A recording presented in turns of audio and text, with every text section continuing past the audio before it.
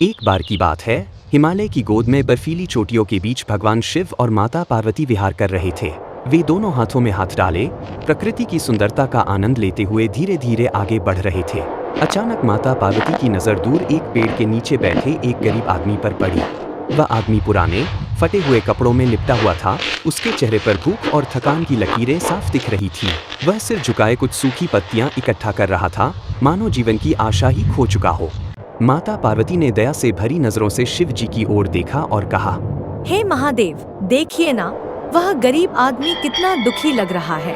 उसके पास न भोजन है न वस्त्र। आइए हम उसकी सहायता करें, उसे कुछ धन दें ताकि वह अपना जीवन सुधार सके। भगवान शिव ने मुस्कुराते हुए उस आदमी की ओर देखा और शांत स्वर में उत्तर दिया, हे पार्वती, मैं जानता हूँ कि तुम्हारा हृदय करुणा से भरा है, लेकिन इस आदमी के भाग्य में सहायता नहीं लिखी है।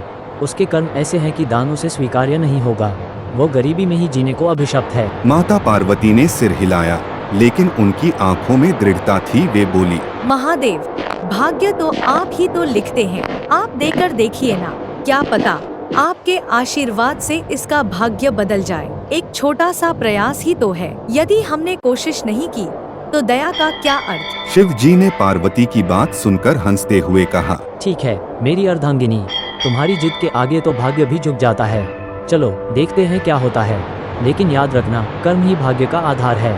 कहते हुए वे दोनों आगे बढ़े। रास्ते में शिव जी ने अपनी जटाओं से एक छोटी सी पोटली निकाली जिसमें चमचमाते सोने के सिक्के भरे हुए थे। उन्होंने चुपके से उस पोटली को रास्ते के किनारे उस आदमी के पास आने वाले मार्ग पर रख दिया। पोटली इतनी चमकीली थी कि दूर से ही दिखाई दे रही थी। कुछ देर बाद वह आदमी भटकते हुए उसी रास्ते पर आया।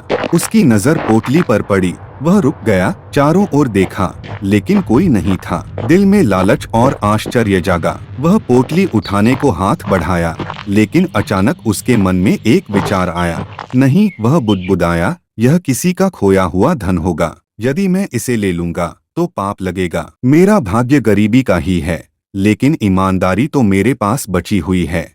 कहते हुए उसने पोटली को वहीं छोड़ दिया और आगे बढ़ गया, मानो कुछ हुआ ही न हो। दूर से सब देख रही माता पार्वती ने आश्चर्य से शिव जी की ओर देखा और कहा, महादेव, देखा ना, वह पोटली क्यों नहीं उठाई? क्या इसका भाग्य वाकई इतना कठोर है? शिव जी ने गंभीर मुस्कान के साथ उत्तर दिया, देखा पार्वती, मैंने कहा था ना, उसके भाग्य में दान नहीं था, लेकिन उसके कर्मों में ईमानदारी थी। उसने धन को ठुकराकर अपनी आत्मा को बचाया। यही तो सच्चा भाग्य है। वो गरीबी में भी समृद्ध है। अब चलो हम आगे बढ़ें। कभी कभी अस्वीकार ही सबसे बड़ा आशीर्वाद होता है। माता पार्वती ने सिर झुकाकर सहमति जताई। वे दोनों फिर से हाथ में हाथ डालकर चल पड़े और हिमालय की वादियां गूंज उठीं। हर हर महादेव, हर हर महादेव।